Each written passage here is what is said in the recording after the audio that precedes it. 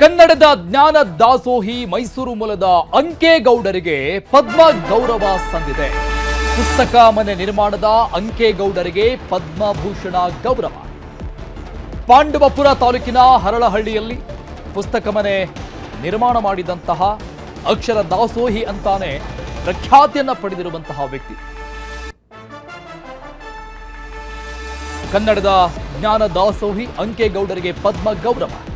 ತಮ್ಮ ಸ್ವಂತ ಆಸ್ತಿಯನ್ನ ಮಾರಿ ಈ ಪುಸ್ತಕ ಮನೆಯನ್ನ ನಿರ್ಮಾಣ ಮಾಡಿದ್ರು.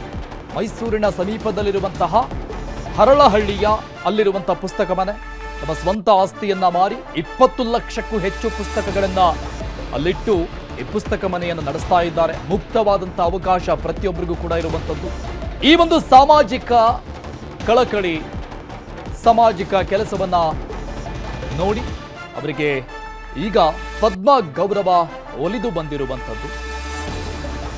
20 ಲಕ್ಷಕ್ಕೂ ಹೆಚ್ಚು ಪುಸ್ತಕಗಳು, ಇದರಲ್ಲಿ 5,000ಕ್ಕಿಂತ ವಿದೇಶಿ ಪುಸ್ತಕಗಳನ್ನು ಕೂಡ ಅವರು ತಂದಿಟ್ಟಿರೋದು.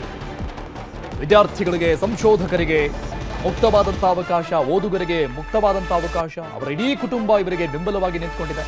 ಮೈಸೂರಲ್ಲಿ ಇದ್ದಂತಹ ತಮ್ಮ ಸ್ವಂತ ಜಮೀನನ್ನ ಮಾರಿ ಈ ಪುಸ್ತಕ ಮನೆಯನ್ನ ಅವರು ನಿರ್ವಹಿಸಿರೋದು, ಕಟ್ಟಿರುವಂಥದ್ದು ಇನ್ನು ಮುಂದುವರಿಸಿಕೊಂಡು ಹೋಗ್ತಾ ಇದ್ದಾರೆ. ವಿದ್ಯಾರ್ಥಿನಿಗಾಗಿ, ಓದುವಂತವರಾಗಿ ಮುಕ್ತವಾದಂಥ ಅವಕಾಶ ಇದೆ. ಅಕ್ಷರ ದಾಸೋಹಿ ಅಂತಾನೆ ಅವರು ಖ್ಯಾತಿಯನ್ನ ಪಡೆದಿದ್ದಾರೆ. ಅಂಕೇಗೌಡ ಅವರಿಗೆ ಈಗ ಪದ್ಮ ಗೌರವ ಒಲಿದು ಬಂದಿದೆ. ವಿದೇಶಿ ಪುಸ್ತಕಗಳನ್ನು ಕೂಡ ತಂದಿಟ್ಟಿದ್ದಾರೆ ಅಲ್ಲಿ, ಓದುಗರಿಗೆ ಉಪಯುಕ್ತವಾಗಲಿ ಅಂತ. ಸಾಹಿತ್ಯದ ಮೇಲೆ, ಪುಸ್ತಕಗಳ ಮೇಲೆ, ನಮ್ಮ ಸಂಸ್ಕೃತಿ ಮೇಲೆ ಅವರಿಗಿರುವಂತಹ ಗೌರವ ಅಪಾರವಾದಂಥದ್ದು. ಸೊ ಈ ಕಾರಣಕ್ಕಾಗಿ ಅವರಿಗೆ ಈಗ ಪದ್ಮ ಗೌರವ ಒಲಿದು ಬಂದಿದೆ.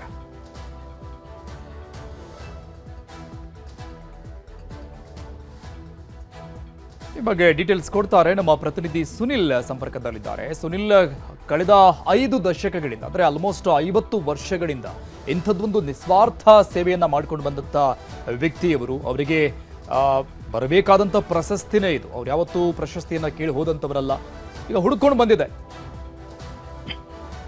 ಖಂಡಿತ ಅರುಣ್, ಅಂಕೇಗೌಡರು ಅಂತಂದ್ರೆ ಮಂಡ್ಯದ ಪಾಂಡವಪುರ ಭಾಗದಲ್ಲಿ ಸಾಕಷ್ಟು ಹೆಸರುವಾಸಿಯಾಗಿರುವಂತ ಅವರಾಗಿರುವಂತದ್ದು. ಯಾಕೆ ಅಂದ್ರೆ ಇವರು ಸಾಕಷ್ಟು ವರ್ಷಗಳಿಂದ, ಈಗ ನೀವು ಹೇಳಿದಾಗೆ 5 ದಶಕಗಳಿಂದಲೂ ಕೂಡ ಸಾಕಷ್ಟು, ಅಂದ್ರೆ 20 ಲಕ್ಷಕ್ಕೂ ಹೆಚ್ಚು ಬುಕ್ಗಳನ್ನ ಅವರು ಒಂದು ಪುಸ್ತಕದ ಮನೆಯನ್ನ ಮಾಡಿ ಅಲ್ಲಿ ಶೇಖರಣೆಯನ್ನ ಮಾಡಿರುವಂತದ್ದು. ಸಾಕಷ್ಟು ಭಾಷೆಗಳಲ್ಲಿ ಇರ್ತಕ್ಕಂಥ ಬುಕ್ಗಳ ಸಂಗ್ರಹಣೆಯನ್ನ ಅಂಕೇಗೌಡರು ಮಾಡಿರುವಂತದ್ದು. ಮಂಡ್ಯ ಭಾಗದಲ್ಲಂತೂ ಅಂಕೇಗೌಡರು ಅಂದ್ರೆ ಚಿರಪರಿಚಿತರಾಗಿರುವಂತದ್ದು. ಯಾಕಂದ್ರೆ ಸಾಕಷ್ಟು ವಿದ್ಯಾರ್ಥಿಗಳು ಇವರೆಲ್ಲರೂ ಕೂಡ ಪ್ರೀತಿಸ್ತಾರೆ. ಅಂತವರಿಗೆ ಈ ಪುಸ್ತಕದ ಮನೆ ನಿಜವಾಗ್ಲೂ ಮಾಹಿತಿಯ ಭಂಡಾರ ಅಂತಾನೆ ಹೇಳ್ಬೋದು. ಇದಕ್ಕೆಲ್ಲ ಪ್ರಮುಖ ಕಾರಣ ಅಂಕೇಗೌಡರು ಸುಮಾರು 75-76 ವರ್ಷ ವಯಸ್ಸಿನ ಅಂಕೇಗೌಡರು ಅವರು ಸಾಕಷ್ಟು ವರ್ಷಗಳ ಹಿಂದೆ ಕಂಡಕ್ಟರ್ ಆಗಿ ಕೆಲಸವನ್ನ ಮಾಡ್ತಾ ಇದ್ರಿ. ಒಂದು ಸಂದರ್ಭದಲ್ಲಿ ಅವರಿಗೆ ಬುಕ್ಗಳ ಮೇಲೆ ಅತಿಯಾದ ವ್ಯಾಮೋಹ ಇರುತ್ತೆ. ಹೀಗಾಗಿ ಸಾಕಷ್ಟು ಬುಕ್ಗಳನ್ನ ಸಂಗ್ರಹ ಮಾಡ್ಲಿಕ್ಕೆ ಮುಂದಾದಂತ ಸಂದರ್ಭದಲ್ಲಿ ಈಗ ಆ ಬುಕ್ಗಳು ಒಂದು ಪುಸ್ತಕದ ಮನೆಯಾಗಿ ರೂಪುಗೊಂಡಿರುವಂತದ್ದು. ಈ ನಿಟ್ಟಿನಲ್ಲಿ ಸಾಕಷ್ಟು ಜನರು ಅಂಕೇಗೌಡರ ಬಗ್ಗೆ ಸಾಕಷ್ಟು ಮೆಚ್ಚುಗೆಯನ್ನ ವ್ಯಕ್ತಪಡಿಸ್ತಾ ಇದ್ರು. ಅಂದ್ರೆ ಈ ಆಧುನಿಕ ಭರಾಟೆಯಲ್ಲೂ ಕೂಡ, ಅಂದ್ರೆ ಮೊಬೈಲ್, ಟಿವಿ ಈ ರೀತಿಯಾದಂತಹ ಆಧುನಿಕ ಭರಾಟೆಯಲ್ಲೂ ಕೂಡ ಬುಕ್ಗಳನ್ನ ಓದುವಂತವರ ಸಂಖ್ಯೆ ಕಡಿಮೆ ಆಗಿತ್ತು. ಆದ್ರೆ ಅಂತ ವಿದ್ಯಾರ್ಥಿಗಳಿದ್ದಾರೆ, ಜೊತೆಗೆ ಬುಕ್ಗಳ ಮೇಲೆ ವ್ಯಾಮೋಹ ಏನ್ ಕಡಿಮೆ ಆಗ್ತಾ ಇತ್ತು. ಇಂಥ ಸಂದರ್ಭದಲ್ಲಿ ಅಂತವರನ್ನ ಪುಸ್ತಕ ಓದುವ ಅಭಿರುಚಿಯನ್ನ ಬೆಳೆಸೋದಿಕ್ಕೆ ಅಂಕೇಗೌಡರು ಸಾಕಷ್ಟು ಪ್ರಯತ್ನಗಳನ್ನ ಪಟ್ರು. ಜೊತೆಗೆ ಈಗ ಅವರ 20 ಲಕ್ಷಕ್ಕೂ ಹೆಚ್ಚು ಪುಸ್ತಕಗಳೇನಿದೆ ಇದರಿಂದಲೇ ಎಲ್ಲರ ಗಮನವನ್ನ ಕೂಡ ಸೆಳ್ತಾ ಇದ್ರು. ಹೀಗಾಗಿ ಅಂಕೇಗೌಡರಿಗೆ ಪದ್ಮಶ್ರೀ ಪ್ರಶಸ್ತಿ ಬಂದಿರುವಂತದ್ದು ಸಾಕಷ್ಟು ಸಂತೋಷವನ್ನ ತಂದಿದೆ ಅನ್ನುವಂಥದ್ದು ಪಾಂಡವಪುರ ಭಾಗದ ಜನರು ಹೇಳ್ತಾ ಇರುವಂತದ್ದು. ಅರುಣ್, ಸುನಿಲ್, ಅಂಕೇಗೌಡರು ಮಾಡ್ತಾ ಮಾಡಿರುವಂತಹ ಕೆಲಸ ನಿಜಕ್ಕೂ ಕೂಡ ಮಾದರಿದಾಯಕನೇ. ಈ ಪುಸ್ತಕ ಮನೆ ನಿರ್ಮಾಣ ಮಾಡುವಂಥ ಸಂದರ್ಭದಲ್ಲಿ ಅವರ ಸ್ವಂತ ಜಮೀನು, ಮೈಸೂರಲ್ಲಿದ್ದಂತಹ ಸ್ವಂತ ಜಮೀನನ್ನು ಮಾರಿ ಅವರು ಕಟ್ಟಿರುವಂಥದ್ದು. ಅಟ್ ಪ್ರೆಸೆಂಟ್ ಅವರು ಯಾವ ರೀತಿಯಾಗಿ ನಡೆಸ್ಕೊಂಡು ಹೋಗ್ತಾ ಇದ್ದಾರೆ ಇನ್ನೂ ಅದನ್ನ? ಖಂಡಿತ ಅರುಣ್, ಅವರು ಈ ಒಂದು ಪುಸ್ತಕದ ಮನೆಯನ್ನ ಮಾಡ್ಲಿಕ್ಕೆ ಸಾಕಷ್ಟು ಶ್ರಮ ವಹಿಸಿದ್ದಾರೆ ಅಂತಾನೆ ಹೇಳ್ಬೋದು. ನೋಡ್ಲಿಕ್ಕೆ ಪುಸ್ತಕದ ಮನೆ ಎಲ್ಲರಿಗೂ ಕಾಣುತ್ತೆ, ಆದ್ರೆ ಇಂದಿನ ಶ್ರಮ ಯಾರಿಗೂ ಕೂಡ ಕಾಣಿಸೋದಿಲ್ಲ ಅಂತಾನೆ ಹೇಳ್ಬೋದು. ಯಾಕಂದ್ರೆ ಆ ಒಂದು ಪುಸ್ತಕದ ಮನೆಯನ್ನ ಮಾಡ್ಲಿಕ್ಕೆ, ಆ ಪುಸ್ತಕಗಳ ಸಂಗ್ರಹಣೆಯನ್ನ ಮಾಡ್ಲಿಕ್ಕೆ ಅಂಕೇಗೌಡರು ತಮ್ಮ ಬಳಿ ಇದ್ದಂತ ಆಸ್ತಿ ಪಾಸ್ತಿಯನ್ನು ಕೂಡ ಒಂದಷ್ಟು ಆಸ್ತಿಯನ್ನ ಮಾರಾಟ ಮಾಡಿದ್ರು ಅಂತ ಹೇಳಲಾಗತ್ತೆ. ಸೊ ಈ ಆಸ್ತಿಯನ್ನ ಮಾರಿ ಈ ಪುಸ್ತಕಗಳನ್ನ ಸಂಗ್ರಹಣೆಯನ್ನ ಮಾಡೋದಕ್ಕೆ ಅಂಕೇಗೌಡರು ಮುಂದಾಗಿದ್ರು. ಅಂದ್ರೆ ಸುಮಾರು 22 ಭಾಷೆಗಳಿಗೂ ಹೆಚ್ಚಿಗೆ ಇರುವಂತ ಪುಸ್ತಕಗಳನ್ನ ಈ ಒಂದು ಪುಸ್ತಕದ ಮನೆಯಲ್ಲಿ ಅವರು ಸಂಗ್ರಹಣೆಯನ್ನ ಮಾಡಿರುವಂತದ್ದು. ಹೀಗಾಗಿ ಈ ಭಾಗದ ಜನರಲ್ಲಿ ಸಾಕಷ್ಟು ಚಿರಪರಿಚಿತರು. ಎಲ್ಲರಿಗೂ ಕೂಡ ಅಂದ್ರೆ ರೈತಾಪಿ ಜನರಿರ್ಬೋದು, ವಿದ್ಯಾರ್ಥಿಗಳಿರ್ಬೋದು, ಇವರೆಲ್ಲರಿಗೂ ಕೂಡ ಅಂಕೇಗೌಡರು ಅಂತಂದ್ರೆ ಬಹಳ ಅಚ್ಚುಮೆಚ್ಚು. ಅವರು ದುಡ್ಡಿನ ಬಗ್ಗೆ ಯೋಚನೆಯನ್ನ ಮಾಡ್ಲಿಲ್ಲ, ನನ್ನ ಆಸ್ತಿಯನ್ನ ಕಳ್ಕೊಳ್ತೀನಿ ಅನ್ನುವಂತ ಯೋಚನೆಯನ್ನ ಮಾಡ್ಲಿಲ್ಲ. ಆದ್ರೆ ಈ ಒಂದು ಪುಸ್ತಕಗಳ ಸಂಗ್ರಹಣೆಯಿಂದ ವಿದ್ಯಾರ್ಥಿಗಳಿಗೆ, ಜೊತೆಗೆ ಪುಸ್ತಕ ಪ್ರಿಯರೇನಿದ್ದಾರೆ ಅವರಿಗೆ ವಿಶೇಷವಾಗಿ ಅವರಿಗೆ ಒಂದು ರೀತಿಯಾದಂತ ಉಪಯೋಗ ಆಗುತ್ತೆ. ಅವರಿಗೆ ಉಪಯೋಗ ಆದ್ರೆ ನನಗೆ ಸಂತೋಷ ಆಗುತ್ತೆ ಅನ್ನುವಂತ ನಿಟ್ಟಿನಲ್ಲಿ ಅಂಕೇಗೌಡರು ತಮ್ಮ ಆಸ್ತಿ ಪಾಸ್ತಿಯನ್ನ ಮಾರಿ ಈ ಒಂದು ಪುಸ್ತಕದ ಮನೆಯನ್ನ ಮಾಡಿರುವಂತದ್ದು.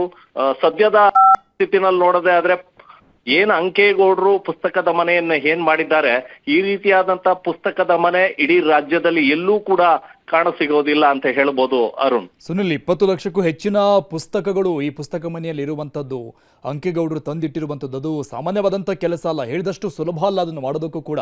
ಸೊ ಎಷ್ಟು ಜನ ಅಲ್ಲಿಗೆ ವಿಸಿಟ್ ಕೊಡ್ತಾ ಇದ್ರು ಪ್ರತಿದಿನವೂ ಕೂಡ, ಅವ್ರು ಏನು ಹೇಳ್ತಾ ಇದ್ರು, ಅವ್ರ ಫೀಡ್ಬ್ಯಾಕ್ ಏನಾದರೂ ಸಿಕ್ಕಿದೆಯಾ ತಮಗೆ?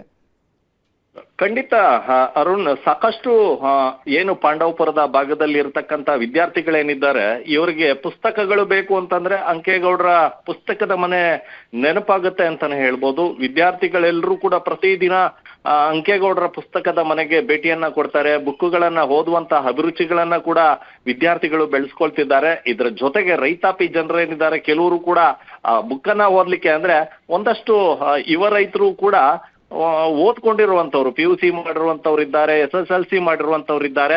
ಇವರಲ್ಲೂ ಕೂಡ ಪುಸ್ತಕವನ್ನ ಓದುವಂತ ಅಭಿರುಚಿ ಬೆಳೆಸ್ಕೊಂಡಿರುವಂತದ್ದು. ಹೀಗಾಗಿ ಸುತ್ತಮುತ್ತಲಿನ ರೈತರು ಕೂಡ ಒಂದಷ್ಟು ಜನರು ಬಿಡುವಿನ ವೇಳೆಯಲ್ಲಿ ಪುಸ್ತಕ ಮನೆಗೆ ಹೋಗುವಂತದ್ದು, ಪುಸ್ತಕಗಳನ್ನ ಓದುವಂತ ಕೆಲಸವನ್ನ ಮಾಡ್ತಾ ಇದ್ದಾರೆ. ಹೀಗಾಗಿ ಈ ಭಾಗದಲ್ಲಿ ಸಾಕಷ್ಟು ಜನರಿಗೆ ಉಪಯೋಗ ಆಗ್ತಾ ಇದೆ. ಎಲ್ಲೂ ಸಿಗದೇ ಇರುವಂತದ್ದು, ಈಗ ಬುಕ್ಗಳು ಬೇಕು ಅಂತಂದ್ರೆ ನಗರ ಪ್ರದೇಶಗಳಿಗೆ ಹೋಗ್ಬೇಕಾಗತ್ತೆ, ಬುಕ್ ಸ್ಟಾಲ್ ಗಳಿಗೆ ಹೋಗ್ಬೇಕಾಗತ್ತೆ. ಆದ್ರೂ ಕೂಡ ಅಂತ ಜಾಗಗಳಲ್ಲಿ ಬೇಕಾದಂತ ಪುಸ್ತಕಗಳು ಸಿಗೋದಿಲ್ಲ. ಹೀಗಾಗಿ ಈ ಭಾಗದ ಜನರು ಏನಿದ್ದಾರೆ, ಈ ಭಾಗದವರು ಅಂತಲ್ಲ, ಹಳೆ ಮೈಸೂರು ಭಾಗದಿಂದ ಸಾಕಷ್ಟು ಜನರು ಎಲ್ಲೂ ಸಿಗದೇ ಇರುವಂತ ಪುಸ್ತಕ ಅಂಕೇಗೌಡರ ಪುಸ್ತಕದ ಮನೆಯಲ್ಲಿ ಸಿಗುತ್ತೆ ಅನ್ನುವಂತ ನಿಟ್ಟಿನಲ್ಲಿ ಸಾಕಷ್ಟು ಜನರು ಪ್ರತಿನಿತ್ಯ ಬರ್ತಾರೆ. ಬಂದಂತವರಿಗೆ ಪುಸ್ತಕಗಳು ಸಿಗುತ್ತೆ. ಸುನಿಲ್, ಮಾತನಾಡಿಸ್ತೀನಿ. ಅಂಕೇಗೌಡ್ರೆ ಸ್ವತಃ ಮಾತನಾಡೋದಕ್ಕೆ ನಮ್ಮ ಜೊತೆ ಕನೆಕ್ಟ್ ಆಗಿದ್ದಾರೆ. ಸರ್ ನಮಸ್ಕಾರ.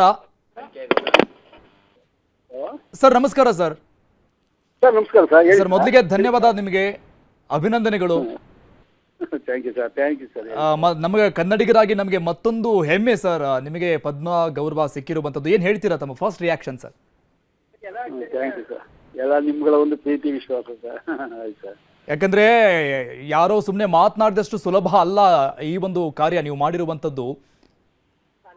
ಸೊ ಅದ್ರ ಬಗ್ಗೆ ತಮಗೆ ಎಷ್ಟು ಹೆಮ್ಮೆ ಇದೆ ಸರ್? ನಮ್ಗೆ ಖುಷಿ ಆಗುತ್ತೆ ಸರ್. ಯಾಕೆಂದ್ರೆ ಹಾ, ಗುರ್ತಿದಾರಲ್ಲ, ಅದೊಂದಕ್ಕೆ ಸಂತೋಷ ಅಲ್ವಾ ಸರ್, ಯಾರಿಗೆ ಆಗ್ಲಿ ಅಲ್ವೇ? ಹೌದು ಹೌದು ಹೌದು ಹೌದು. ಯಾಕೆಂದ್ರೆ ನನ್ನ 55 ವರ್ಷದ ಪರಿಶ್ರಮ ಗುರುಗಳೇ. ಎಸ್ ಆಗಿದೆ ಸರ್. ಸರ್, ಅಂದ್ಕೊಂಡಿದ್ರ 5 ದಶಕಗಳಿಂದ ಇಂಥದ್ದೊಂದು ಪುರಸ್ಕಾರಕ್ಕೆ ನಾನು ಕೂಡ, ಯಾಕಂದ್ರೆ ಯಾವತ್ತೂ ಹೋದಂತವರಲ್ಲ, ಅರಸಿ ಹೋದಂತವರಲ್ಲ ಪ್ರಶಸ್ತಿಗಳನ್ನ, ಬಟ್ ಈಗ ಗುರುತಿಸಿರುವಂತದ್ದು ನಿಮ್ಮನ್ನ, ಆ ಒಂದು ಫೀಲ್ ಹೇಗಿದೆ ಸರ್ ತಮಗೆ? ನಾವೆಲ್ಲ ಕಲ್ಲು ಮುಳ್ಳು ಆದಿಗಳಲ್ಲಿ ನಡೆದು ಬಂದಿರೋದು ಸರ್. ಏನಂದ್ರೆ ಏನು ನನ್ನ ಕರ್ತವ್ಯಕ್ಕೆ ಒಂದಷ್ಟು ಗುರ್ಸಿದ್ರು ಅಂತ ಅಷ್ಟೇ ಸರ್, ಇನ್ನೇನಿಲ್ಲ. ನನಗೆ ಗ್ರಂಥಾಲಯಕ್ಕೆ ಒಂದು ಇದಾಗಬೇಕು, ಯಾವುದೋ ಒಂದು ಅದು ಉಳಿಯೋ ರೀತಿ ಏನಾದ್ರು ಒಂದು ಆದಾಗ ಮಾತ್ರ ನನ್ಗೆ ಸಮಾಧಾನ ಸರ್. ಅಲ್ಲಿವರೆಗೂ ನನಗೆ ಸಮಾಧಾನ ಇಲ್ಲ. ಅಂದ್ರೆ ನೀವು ಕಟ್ಟಿರೋದನ್ನ ಉಳಿಸ್ಕೊಂಡು ಹೋದ್ರೆ ಸಾಕು ಅಂತ ಅಲ್ವಾ ಸರ್? ಅದು ಆಗ್ಬೇಕು ಸರ್. ಪಬ್ಲಿಕ್ ಯುಟಿಲೈಸೇಷನ್ ಆಗದೆ ಹೋದ್ರೆ ಇದೆಲ್ಲ ಬರೀ ಕೇವಲ ನಮ್ಮ ಇದಾಗುತ್ತೆ, ಸ್ವಾರ್ಥ ಆಗುತ್ತೆ ಗುರುಗಳೇ, ಅಲ್ವಾ? ಎಸ್ ಎಸ್, ಹೌದು ಸರ್. ತಮ್ಮ ಇತಿಹಾಸ ಕೂಡ ನಾವು ಸ್ವಲ್ಪ ನೋಡಿದ್ವಿ ಸರ್. ಈ ಮೈಸೂರಲ್ಲಿರುವಂತ ಆಸ್ತಿ ಮಾರಿ ತಾವು ಈ ಪುಸ್ತಕ ಮನೆಯನ್ನ ಕಟ್ಟಿದ್ದು ಅಂತ. ಎಷ್ಟು ಮಾರಿದ್ರಿ? ಅವಾಗ ಹೇಗಿತ್ತು ಪರಿಸ್ಥಿತಿ ಸರ್ ಮೊದಲಿಗೆ? ಸರ್ ನನ್ಗೆ ಒಂದ್ ನಿಮಿಷ, ನನ್ಗೆ ಏನಂದ್ರೆ ಇಲ್ಲಿ ಮಧ್ಯದಲ್ಲಿ ಫಂಕ್ಷನ್ ಇದೆ, ಇಲ್ಲಿ ಬಂದು ಕುಂತ್ಬಿಟ್ಟಿದ್ದೀನಿ, ಮಾತಾಡಿಕ್ ಆಗ್ತಾ ಇಲ್ಲ. ಓಕೆ ಒಂದು ಅರ್ಧ ಗಂಟೆ ಟೈಮ್ ಕೊಟ್ಟರೆ ಕ್ಲೀನಾಗಿ ಡೀಟೇಲ್ಸ್ ನಿಮ್ಗೆಲ್ಲ ಕೊಡ್ತೀನಿ. Okay sir, okay sir, okay, thank you sir News eighteen ಜೊತೆ ಮಾತನಾಡಿದ್ದಕ್ಕೆ. ಇದು ಪದ್ಮಶ್ರೀ ಗೌರವ ಒಲಿದು ಬಂದಿರುವಂಥದ್ದು ಕನ್ನಡಿಗರಿಗಾಗಿ ನಮಗೂ ಕೂಡ ಒಂದು ಹೆಮ್ಮೆ. ಅಂಕೇಗೌಡರೇ ಮಾತನಾಡ್ತಾ ಇದ್ರು, ನನ್ನನ್ನು ಗುರುತಿಸಿದ್ದಕ್ಕೆ ಸಂತೋಷ ಆಗ್ತಾ ಇದೆ. 51 ವರ್ಷಗಳ ಪರಿಶ್ರಮ ಇದೆ, ಕಲ್ಲು ಮುಳ್ಳಿನ ಹಾದಿಯಲ್ಲಿ ನಡೆದುಕೊಂಡು ಬಂದಂಥವ್ರು ನಾನು ಕೂಡ ಅಂತ ತಮ್ಮ ಸಂತೋಷವನ್ನು ವ್ಯಕ್ತಪಡಿಸ್ತಾ ಇದ್ರು.